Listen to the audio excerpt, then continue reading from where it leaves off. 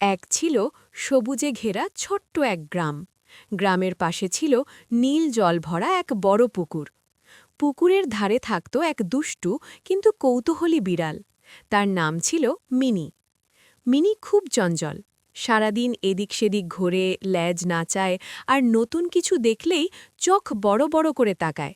তবে তার একটা সমস্যা ছিল, সে খুব লোভী। বিশেষ করে মাছ দেখলে তার মাথা কাজ করত না। পুকুরেই থাকত এক সুন্দর সাদা রাজহাঁস, তার নাম রূপা।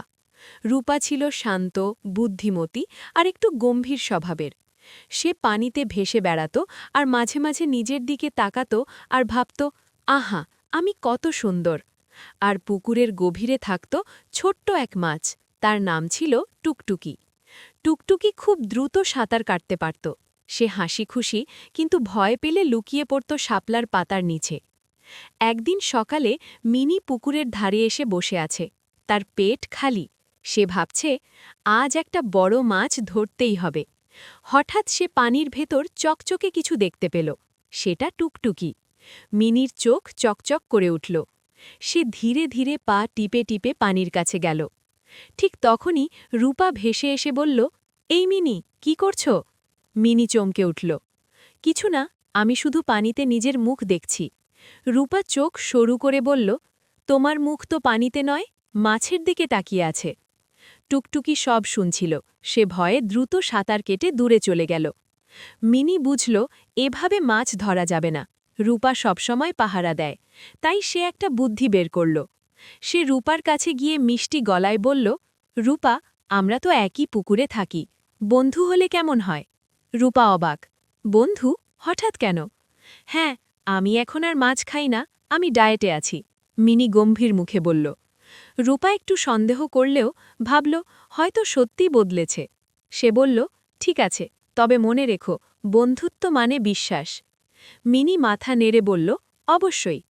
সন্ধ্যায় টুকটুকি রূপাকে বলল, রূপা আপু, আমি কিন্তু মিনিকে বিশ্বাস করি না। রূপা বলল, সবাইকে একটা সুযোগ দেওয়া উচিত। টুকটুকি বলল, কিন্তু সে তো বিড়াল, মাছ তার প্রিয় খাবার। রূপা একটু চিন্তায় পড়ল, তবুও সে মিনিকে পরীক্ষা করার সিদ্ধান্ত নিল। পরদিন রূপা মিনিকে বলল, চলো, আজ আমরা একটা খেলা খেলি। তুমি যদি সত্যি বন্ধু হও তাহলে সারা দিন পুকুরের ধারে বসে থাকবে, কিন্তু মাছের দিকে তাকাবে না। মিনি ভাবল, এটা তো সহজ। সে পুকুরের ধারে বসে রইল, কিন্তু পানির ভেতর টুকটুকি আর তার বন্ধুরা লাফালাফি করছে। মিনির জিভ বের হয়ে আসতে চাইল। সে চোখ বন্ধ করল, কিন্তু কানে পানি ছলছল শব্দ। সে নিজের মনে বলল, না, আমি বন্ধু, আমি পারব। দুপুর হয়ে গেল, বিকেল হয়ে গেল। মিনি খুব কষ্টে নিজেকে সামলাল। রূপা সব দেখছিল। ঠিক তখনই আকাশ কালো হয়ে এলো। ঝড় শুরু হল। প্রচণ্ড বাতাসে পুকুরের পানি উত্তাল হয়ে উঠল। টুকটুকি স্রোতে ভেসে উপরের দিকে চলে এলো। সে পানির বাইরে উঠে প্রায় তীরে এসে পড়ল। মিনি সেটা দেখল। এটাই সুযোগ। তার মাথায় লোভ আর বন্ধুত্ব দুটো লড়াই শুরু হল। এখন ধরলে কেউ জানবে না। না, তুমি কথা দিয়েছ, মন বলল। 1 সেকেন্ড, 2 সেকেন্ড। তারপর মিনি দৌড়ে গিয়ে টুকটুকিকে মুখে নিল। রূপা চিৎকার করে উঠল, মিনি! কিন্তু পরের মুহূর্তেই মিনি টুকটুকিকে আবার পানিতে ছেড়ে দিল। সে বলল, আমি বন্ধু হিসেবে ওকে বাঁচালাম। টুকটুকি হাঁপাতে হাঁপাতে বলল, তুমি তুমি আমাকে খেওনি? মিনি লজ্জা পেয়ে বলল, আমি পারতাম, কিন্তু আমি এখন সত্যি বদলাতে চাই। ঝড় থেমে গেল। আকাশে রংধনু উঠল। রূপা এগিয়ে এসে বলল, আজ তুমি সত্যিকারের বন্ধু প্রমাণ করলে। টুকটুকি হাসল, আমি আর তোমাকে ভয় পাই না। সেদিন থেকে তিনজনের অদ্ভুত বন্ধুত্ব শুরু হল।